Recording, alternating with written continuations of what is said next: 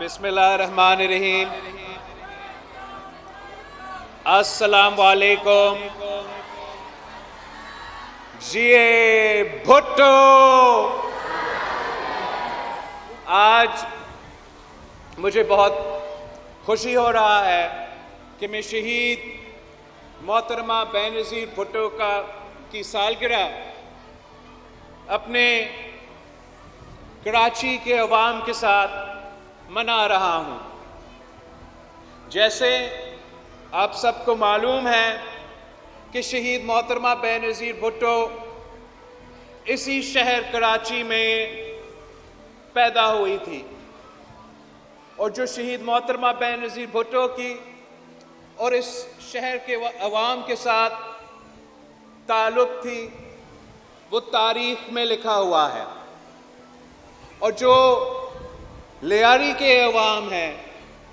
وہ تو شہید محترمہ بینظیر بھٹو کے لاڈلے تھے، اور شہید محترمہ بینظیر بھٹو نے اپنی زندگی کے جو مشکل دن تھے وہ بھی اسی شہر کے عوام کے ساتھ گزاری تھی، اور جو شہید محترمہ بینظیر بھٹو کے خوشی کے دن تھے وہ بھی اسی شہر کے عوام کے ساتھ گزاری تھی۔ شہید محترمہ بینظیر بھٹو کا شادی آپ ہی کا ککری گراؤنڈ میں ہوئی تھی، اور میں بھی یہاں کے نزدیک لیڈی ڈفرن ہاسپٹل میں پیدا ہوا تھا، تو ہمارا جو تعلق ہے، جو ساتھ ہے، وہ بے مثال ہے، اور ہم نے 3 نسلوں سے اس شہر اور اس شہر کے عوام کے جو جدوجہد ہے وہ لڑا ہے۔ شہید محترمہ بینظیر بھٹو نے آپ کے ساتھ مل کر، لیاری کے عوام کے ساتھ مل کر 2 آمروں کا مقابلہ کیا، اور اس شہر کے عوام نے شہادتیں قبول کی،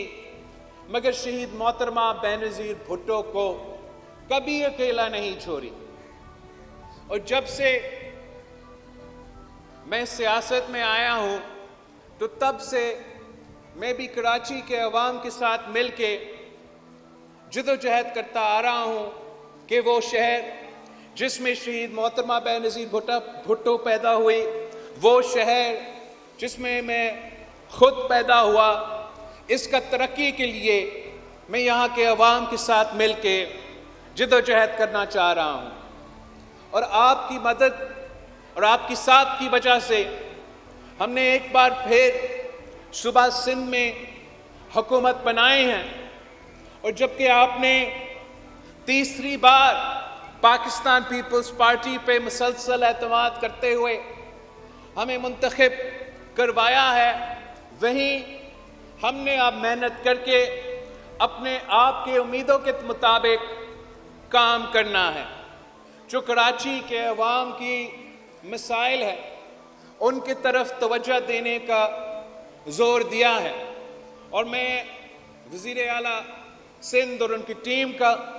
شکر گزار ہوں کہ جب سے وہ ایک بار پھر منتخب ہو کر آئے ہیں تو آہستہ آہستہ کچھ جو ایسے مسائل انٹرم گورنمنٹ کے دوران پیدا ہوئے وہ اب ایڈریس ہوتے جا رہے ہیں۔ ہمارے ہاں جو امن کا مسئلہ ہے اس پہ وزیر اعلیٰ اور اپنی ٹیم دن رات محنت کر رہے ہیں، ہمیں ریزلٹس بھی نظر آ رہے ہیں، اور امید ہے کہ آگے اس میں بھی بہتری آئے گی۔ ہم نے وزیر اعلیٰ سندھ سے ریکویسٹ کیا ہے کہ کراچی کا پاپولیشن بڑھتا جاتا ہے اور یہاں کے وسائل کم ہوتے ہیں، ہمارے پاس جو پینے کا پانی ہے وہ کراچی کی جو بڑھتی ہوئی پاپولیشن ہے، جو بڑھتی ہوئی آبادی ہے، اس کے لیے ناکافی ہے۔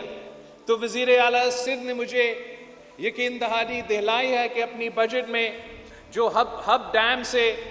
وہ منصوبہ لے کر آ رہے ہیں تاکہ کراچی کو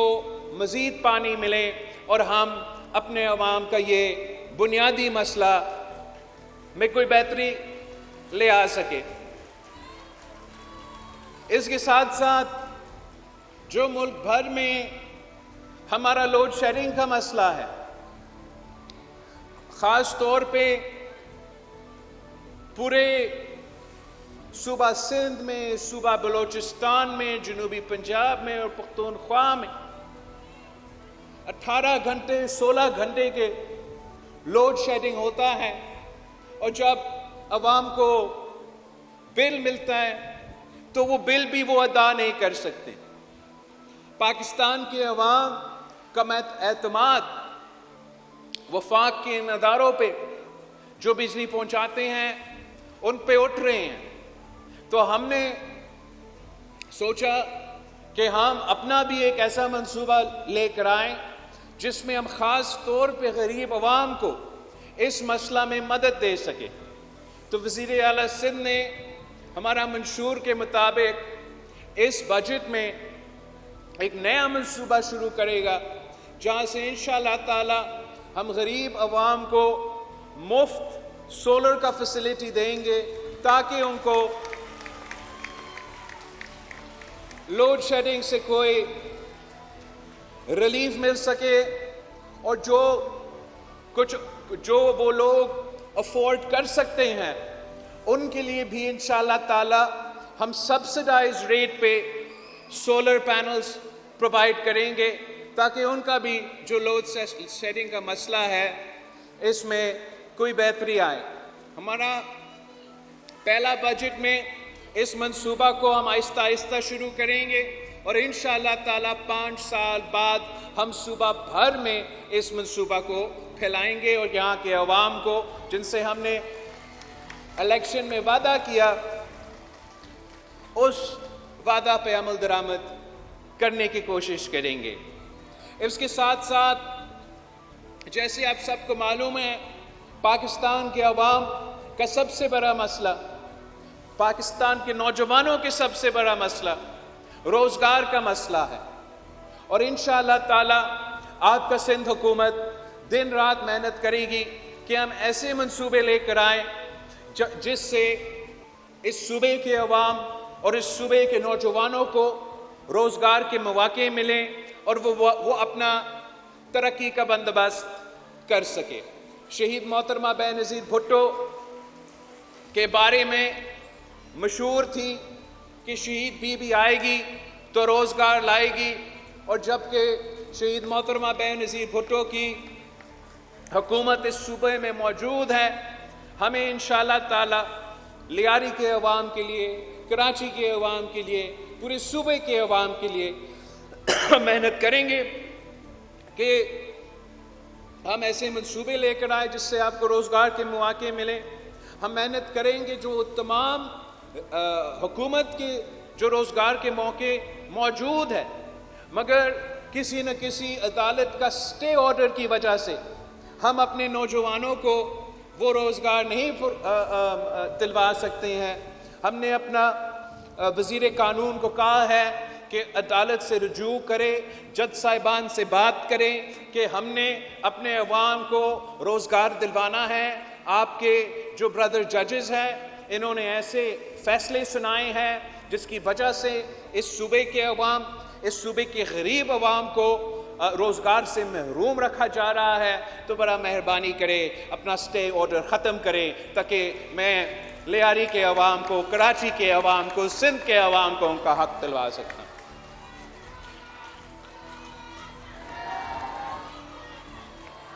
ساتھیوں، ہم نے مل کے شہید محترمہ بے نظیر بھٹو کی جدوجہد کو آگے لے کے چلنا ہے،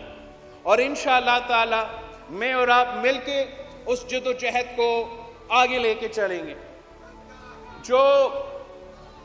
ملک کے اس وقت حالات ہیں وہ آپ کے سامنے ہیں۔ معاشی طور پہ ملک کے مشکلات آپ کے سامنے ہیں، اور اس وقت جو حکومت وقت ہے وہ اپنے کوشش کر رہے ہیں کہ ملک کو معاشی بحران سے نکالا جائے۔ ہم سمجھتے ہیں کہ بہتر یہ ہوتا کہ حکومت وقت اپنے تمام اتحادیوں سے اور خاص طور پہ پاکستان پیپلز پارٹی سے وہ پہلے سے بات چیت کر کے یہ بجٹ بناتے تاکہ ہم اپنے رائے دے سکے، اپنے مسائل کا ان کو بتا سکے کہ ہمارے اپنا ایک کانسٹیٹیوئنسی ہے، ہمیں اس ملک کے غریب عوام ووٹ دلواتے ہیں، چاہے وہ مزدور ہو، چاہے وہ کسان ہو، چاہے وہ سفید پوش طبقہ ہو۔ اور جب آپ بجٹ بنا رہے ہو، اگر پاکستان پیپلز پارٹی کا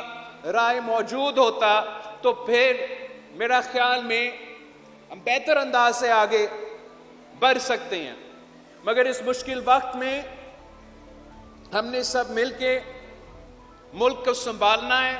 ملک کی معیشت کو سنبھالنا ہے، اور ہم آج بھی ہمارے جو اسلام آباد میں میرے نمائندے ہیں وہ آج بھی حکومت کے وفد کے ساتھ بیٹھ رہے ہیں کہ چلے دیر ہے مگر جو بھی اس وقت ہو سکتا ہے پاکستان پیپلز پارٹی کے شکایات کو دور کرنے کے لیے وہ ہو، تاکہ ہم مل کے نہ صرف بجٹ پاس کر سکے مگر ملک کو اس معاشی مشکلات سے نکال سکے۔ اور مجھے وزیر اعظم شہباز شریف صاحب سے پورا امید ہے اور ان کا نیت بھی بالکل صاف ہے کہ تمام وعدے جو پاکستان پیپلز پارٹی کے ساتھ کیے ہیں انشاءاللہ تعالی وہ پورا کر کے دکھائیں گے، اور ہم ہمیشہ اپنے عوام کی آواز اٹھائیں گے، ہم ہمیشہ آپ کی نمائندگی کرتے رہیں گے انشاءاللہ تعالی، اور یہ جو جدوجہد ہے وہ جاری رہے گا جب تک ہم آپ کو آپ کا حق نہیں دلاتے ہیں۔ جہاں ایک طرف معاشی مشکلات ہیں وہاں دوسری طرف سیاسی طور پہ بھی ایک ایسا بحران پیدا ہوا ہے جہاں نفرت کی سیاست عروج پہ ہے، اور جب ہم اسلام آباد جاتے ہیں تو وہاں کے سیاستدان ایک دوسرے سے ہاتھ ملانے کے لیے تیار نہیں ہوتے، آپس میں بات کرنے کے لیے تیار نہیں ہوتے۔ اب چاہے آپ حکومت میں بیٹھے ہو یا چاہے آپ اپوزیشن میں بیٹھے ہو، ہمارا فرض ہے، ہمارا کام ہے کہ ہم پاکستان کے عوام کا نمائندگی کریں، پاکستان کے عوام کا مسائل حل کریں۔ تو ہم ایک بار پھر زور دیتے ہیں ان تمام سیاسی جماعتوں کو جو اپنے انا کی وجہ سے، اپنا ذاتی مسئلے کی وجہ سے پاکستان کو نقصان پہنچا رہے ہیں، پاکستان کی معیشت کو نقصان پہنچا رہے ہیں، ہمارے پورے معاشرے میں یہ نفرت کی سیاست پھیلا رہے ہیں، کہ ان کو پارلیمان میں ایک مثبت کردار ادا کرنا چاہیے، جمہوری قوتوں سے بات کرنا چاہیے تاکہ ہم اپنا جمہوری نظام کو بہتر بنا سکتے ہیں، فعال بنا سکتے ہیں، اور وہ جو پارلیمان جس کے لیے میرے لیاری کے عوام نے شہادتیں قبول کی ہیں، جس کے لیے پاکستان بھر کے عوام نے شہادتیں قبول کی ہے، جس دن ہم پارلیمان کو طاقتور بنا دیتے ہیں، جس دن تمام سیاسی جماعتیں ایک ہو کے یہ فیصلہ کریں کہ پارلیمان وہ ادارہ ہے جہاں سے ہم پاکستان کے عوام کا مسائل حل کریں گے اور آپس کا لڑائیاں نہیں لڑیں گے، تو تب آپ دیکھیں گے کہ ہمارا چاہے وہ معیشت کا مسئلہ ہو یا جو بھی مسئلہ ہو، تب ہم وہ مسائل کا ویسے حل نکال سکتے ہیں جیسے آپ امید کرتے ہو۔ میں ایک بار پھر آپ سب کا شکر گزار ہوں کہ آج ہم نے ساتھ مل کے شہید محترمہ بے نظیر بھٹو کی سالگرہ منائی ہے، اور یہ وہ تمام قوتوں کے لیے ایک پیغام ہے جو سوچ رہے تھے کہ شہید محترمہ بے نظیر بھٹو کو شہید کر کے وہ پاکستان پیپلز پارٹی کو ختم کر سکتے، وہ تمام کریں گے تو لیاری کے عوام بے آواز ہو جائیں گے۔ وہ تمام قوتوں جو سوچتے تھے کہ شہید محترمہ بینظیر بھٹو کو شہید کر کے اس ملک کے مزدوروں سے، اس ملک کے کسانوں سے ہم ان کا حق چھین سکیں گے۔ یہ ان کی بھول تھی۔ شہید محترمہ بینظیر بھٹو آج بھی زندہ ہے، آج بھی گری خدا بخش سے وہ حکومتیں بناتی ہے، وہ حکومتیں گراتی ہے، اور انشاءاللہ تعالی ہم مل کے ان کے خواب پورا کریں گے۔ جیے بھٹو، جیے عوام۔